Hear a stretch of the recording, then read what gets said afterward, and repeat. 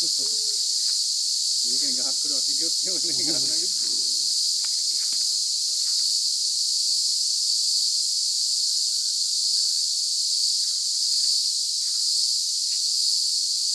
ආසිත් තනක දුවන කන්නේ. ඔය දැන් ගිහිලා තනක් ඇඟිලි තනක් වාගෙන ඉඳලා රැය වෙනකොට එළියට ඇවිල්ලා ආහාර හොයාගෙන එයාගේ ජීවන චක්‍රයෙන් පටන් ගන්නවා ඉතින්. තනම් බං. මෙහෙම ගෙනත් දාපුවා දැන් එයාගේ පිටු පරතරේ නෙමෙයි. එයාට ඉතින් පොඩි ගැටලුවක් එනවා. ටික කාලයක් යනකම් එයාට මේ ආහාර හොයාගැනීමේ ප්‍රශ්නයක් එනවා ඉතින්.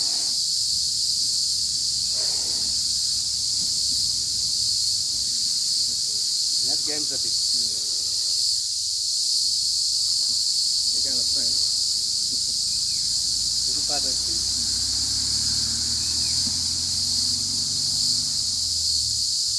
එයාගේ වයස අවුරුදු 4ක් 5ක් විතර වගේ කෙනෙක්.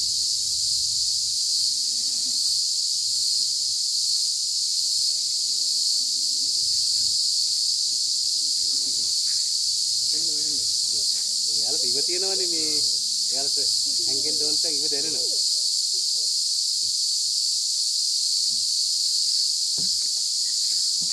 මේක ඉන්න අපි ඊයේ හවස තුන්දෙනෙක් වෙන්න. ලස්සන ගමින් විදහත් කරගෙන ආපු එක්කෙනෙක්. මෙයා ගොඩක් වයසයි මෙයාට.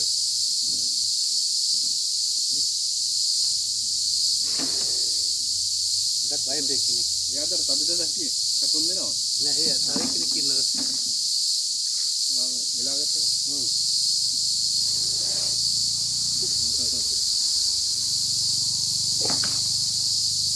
මම මෙයාට අවුරුදු 8කට නම් වැඩි වයස එක්කෙනෙක් මෙයා. ගොඩක් වයසයි. අවුරුදු කීයක් කියලා දෙන්නේ? මෙයාලා සාමාන්‍ය පරිසරයේ අවුරුදු 12ක් 15ක් විතර වගේ ජීවත් වෙනවා. සංරක්ෂණය කරොත් අවුරුදු 25ක් 30ක් විතර වගේ ජීවත් වෙන්න පුළුවන් සතෙක් මේ. මෙයා පිරිමි සතෙක්. මෙයාත් එක්ක තව ගෑනු සතෙක් හිටියා අපිට එයා අල්ලගන්න බැරි වුණා. මෙයා විතරයි අල්ලගන්න පුළුවන් උනේ. ලස්සන ගමි. දවස් කීපයක්ම ඒ නිවසට මෙයා ඇවිල්ලා තියෙනවා. මෙයා යලිත් එක්කෙනයි. ගොඩාක් වයසයි. ඒ වයස නිසා තමයි මෙයා නිකන් අර කෙට්ටු ගතියක් වගේ තියෙන්නේ. ඒක කාලෙකින් ආහාර හම්බෙලත් නැහැ. පිරිමි සතෙක් වුණාට ටිකක් වයසයි. මේ කියන්නේ අර දුර්වලයි ටිකක්. යන්න ගන්න. ඒ දෂ්ට කරන්නේ නැහැ නේද මේවා? එහෙම තමයි දෂ්ට කරන්නේ. නෑ දෂ්ටය කරන්නේ නෑ දත් කටහැරලා දෂ්ට කිරීමක් කරන්නේ නැහැ. කලාතුරකින් තමයි යාට විදුනොත් විතරයි එයා කටහැරලා දෂ්ට කිරීමක් කරන්නේ. කොහොමද ගැහුවට මුකුත් වෙන්නේ නැහැ. මුකුත් වෙන්නේ නැහැ. ඒවට ඩ්‍රයි බයිට් කියලා කියන්නේ. බය කරන්නද? බය කරන්න ඒ කියන්නේ වේලි දස්සන. සාමාන්‍යයෙන් ගොඩාක් දුරට නාගයන්ගේ තියෙන වේලි දස්සන තමයි. නෑ මේ කියන්නේ විසෙන්ට දෂ්ට කරන්නේ නැහැ. මේ මෙයාගේ මේ මෙතන මේ පෙනේ කොටසක් අඩුයි මේ තියෙන්නේ. මෙයා මුගටියක් එක්ක හරි වෙනස් සතෙක් වෙනස් නාගයෙක් එක්ක හරි මේ සටන් කරපු එක්කෙනෙක් තමයි. ඒකයි මේ මෙතන පෙනේ කොටසක් අඩුවේ. නිකන් හීලෑලා භාගයක් අඩුයි. දැන් මේ වගේ කෙනෙක් දැක්කම හිතන්නේ මෙයා මේ අඩපෙනේ තියෙන ගෑනු සතෙක් කියලා. පෙනේ භාගයක් තියෙන හින්දා කියලා. එහෙම නෑ. මෙයාලා ඔය සටනකදී තමයි ඔහොම වෙන්නේ. එක්ක මුගටියක් මෙයාගේ පෙනේ කොටසක් කඩාගෙන ගිහින් තියෙනවා.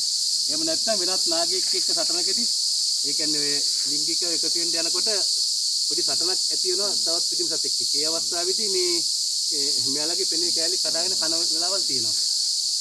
ඒ ශක්තිමත් සතා තෝරන්නේ ඒ අවස්ථාවේදී. එහෙම විච අවස්ථාවක් වෙන්න පුළුවන්. බලන්න මේ ගහක් වගේ හිටගෙන ඉන්න.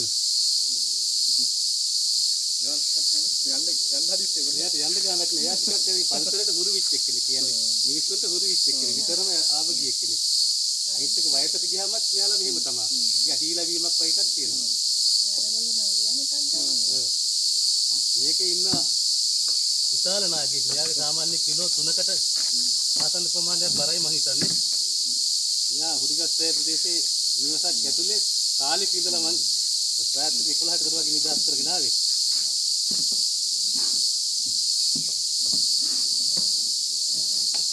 වර. සයිස් එක එහෙම කෙනෙක් මීට කලින් දැකලා තියෙනවද? පොඩි දියුරු පැටි එක ගෙන්නේ. ඉන්ද්‍රෙක් විතර ගැති. මට ඇසිරියනවා නේ. බරක් කිලෝ 3ක් විතර වගේ දැනෙනවා මට. වයසත් අවුරුදු 8ක් විතර වගේ ආසන්නයි. හොඳට හැදිච්ච පිරිමි සතෙක්. අරයත් බලන් ඉන්නවට ඉන්නේ කියලා. ඌ අමතක වෙනවද? යාළගේ මේ ගත වෙන්නේ අභිජන්න කාලේ නේ කියන්නේ වර්ගය බෝ කරන කාලේ තමයි පටන් ගන්නෙ. අප්‍රේල් මාසේ අග ඉඳලා මැයි මාසේ මැයි ජූනි වගේ වෙනකම්ම යාලා ජෝඩි වෙනවා. එහෙම ආපු සතෙක් තමයි මේ පිරිමි සත කියන්නේ ගෑනු සත්තු හොයාගෙන යන කාලේ.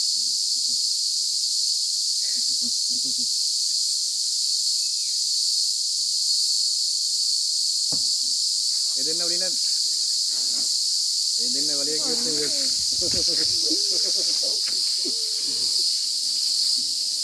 යන්න බෑ කියලා කියන්නේ.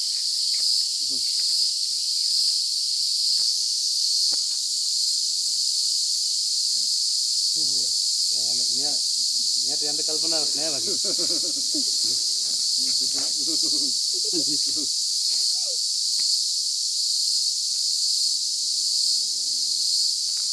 යා ගොඩක් දුරලයි මේ හරි මේ කම්මැලි වෙන්නේ. නාගේ නම් ඔච්චරයි ඉන්නේ. මේ ආයි ඉන්නවා මේ අපිට විශේෂිත සතෙක් ඉන්නවා. සර්පේ ඔව් කැතරම තුමිටි. එයා මේක නාග මාපිලා කියලා කියන්නේ. දැන් ඔයාලා මාපිල්ලු කියලා සාමාන්‍ය ගොඩක් කට්ටිය දකින්නේ මෙයාලා නෙමෙයි. මෙයා තමයි නාග මාපිලා කියන්නේ. මෙයා රුක්වාසි සර්පෙක්. මෙයා ගස්තුර තමයි ඉන්නේ. රාත්‍රී කාලේ තමයි මෙයාලා ක්‍රියාශීලී වෙන්නේ. ඒකට ඉංග්‍රීසියෙන් කියනවා පෝස්ටන් කැට් ස්නේක් කියලා. ඒ කියන්නේ බලල් ඇස් සහිත සර්පයා කියලා. රැයට තමයි මෙයාලගේ ඇස්වල කනිනිකාව ලොකු වෙලා පෙනීම ලැබෙන්නේ. දවල් කාලේදී මෙයාලා කොහේ හරි තැනකටලා ගුලි වෙලා ඉන්නවා. ඒ බෙනේකට හරි නැත්නම් කොහේ හරි පහලකට ගෙදරකට આવුත් මුදින් ගැටලීයේ ඒ වගේ තැනක හැංගිලා ඉන්නවා.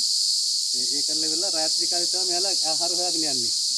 මෙයාලගේ ප්‍රධාන ආහාරේ මේ කුරුල් පැටව, කුරුල් බිත්තර, ටිකනල්ලු, කටුස්සු, හූනෝ ඒ වගේ සත්තු තමයි මෙයාලගේ ප්‍රධානම ආහාරය. මාපිල්ලු වර්ග පහක් ඉන්නවා. පහෙන් දෙකක් අපේ ශ්‍රී ලංකාවට ආවෙනිකයි. මෙයා නම් අපේ රටට ආවෙනික කෙනෙක් නෙමෙයි. කහමාපිලා කෙනෙක් කෙනයි, නිදිමාපිලා කෙනෙක් කෙනයි අපේ රටට ආවෙනිකයි. මේ අනිත් මාපිල්ලු නම් අපේ රටට ආවෙනික නෑ. එයා තමයි විචිත්‍රත්ම සර්පය කියන්නේ මාපිල්ලුන්ගෙන් ගොඩාක්ම ලොකු වෙන සර්පය දෙන්න තමයි මේ ලේමාපිලයි නාගමාපිලයි කෙනෙක් කෙනා. නාගමාපිලා කියන්නේ එයා තමයි ලේමාපිලා කියන්නේ එයාට. මොකද එකම මව් සතාගේ එකම බිත්තර වලින් එළියට එන පැටව. දැන් අපි බැල්ලෙක් හරි පූතියෙක් හරි පැටව දැම්මොත් එක එක වර්ණවල පැටව ඉන්නවනේ. ඒ වගේ තමයි මෙයාලගේ වර්ණ ප්‍රභේද වෙනස් වෙච්ච එකව තමයි ලේමාපිලා කියන්නේ. එයාට සතු පාට හුරුයි. මෙයා කළු පාට නිසා නාගමාපිලා කියලා කියනවා. යවනද? අහගෙන ඉන්න අර ඇත්තට.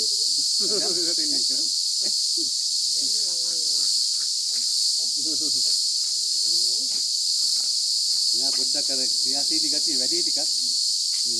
මෙයාලා විස නැහැ. මෙයාලා සුළු විස සර්පයෝ.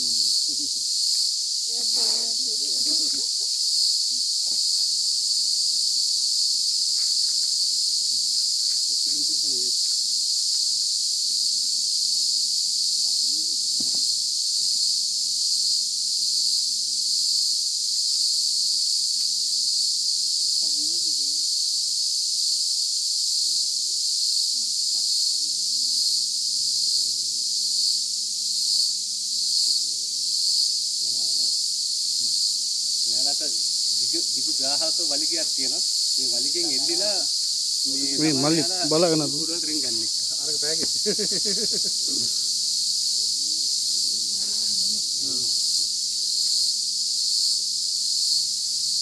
කොහොමද කැලේ යද්දී හොම ගහකොළ නැගලා හිටියොත් මෙයාලගේ විස ගන්තිත් තියෙනවා. විස දලක් තියෙනවා. ප්‍රාථමික විස දල තමයි තියෙන්නේ. දැන් නාගයෙකුගේ පොළඟෙකුගේ තෙල් කරලු ටික ගත්තොත් එයාලගේ විස දල දෙක තියෙන්නේ විතර නහස් ස්වර දෙකට යටින්. මෙයාලගේ තියෙන ටිකක් ඇතුළට වෙන්න. එතකොට අපි හපා කෑවත් මෙයාගේ විස දල අපිට වදින්නේ නැහැ. මොකද ඇතුළේනේ තියෙන්නේ. අර පළවෙනි හපා කෑමේදී වදින්නේ නැහැ. මොකද ඉස්සරහ නැති නිසා. දැන් මෙයාලගේ නම් පළවෙනි හපා කෑමේදී වදිනවා ඉස්සරහ තියෙන නිසා. ඒ වැදුනත් ගැටලුවක් නැහැ. මෙයාලගේ ප්‍රාථමික විස දලට තියෙන්නේ. සුළු විස කල්පනා නැහැ අපි.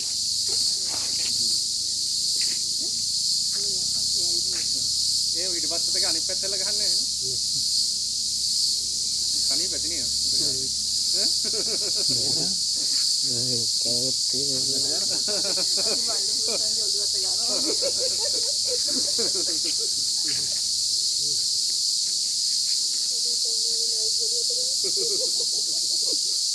මෙයාලා මේ මෙයාට දැන් යන්න බෑ වගේ නිකන් මේ අර පරිසරය තුරු නෑනේ මෙයාට.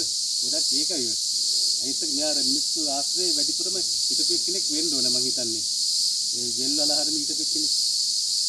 ඒ නිසා තමයි මෙයා එහෙම යන්න තියෙන්නේ. දවස් 5ක් විතර ආව එක දිගට. ඔව්. දවස් දෙකක් මම රැය ආවා මේ දෙන්න මට හම්බුනේ නෑ. ඊට පස්සේ ඊයේ හවස තමයි මෙයා හම්බුනේ මට. සුදු නයි කියන්නේ ඔක්කොම නෑ සුදු නයි කියන්නේ මෙහෙමයි. සුදු කියන්නේ අර මේ නෑ හැබැයි ඒක දැන් අපි ඡන්ද හදන්න කියලා සූදානම් වෙනවා කියලා දෙවුණා යාට. එයාත් ඡන්ද හදන්න දැන්.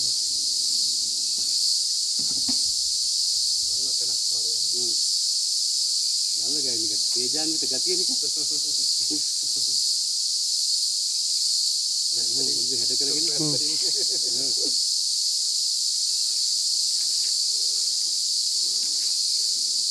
එම් පිටිපස්සෙන් කරුවා තාව කියලා ගානක් නැහැ. නෑ එයාට පිටිපස්සට පේන්නේ නෑ දැනෙන්නේ නැද්ද නිකන්? දැනෙනවා කම්පන තරංග දැනෙනවා. දැන් අපි මේ අඩිය තියෙන එක එයාට දැනෙනවා. අර හුරුලා හින්දා ගානක් නැතේ. ඔව්.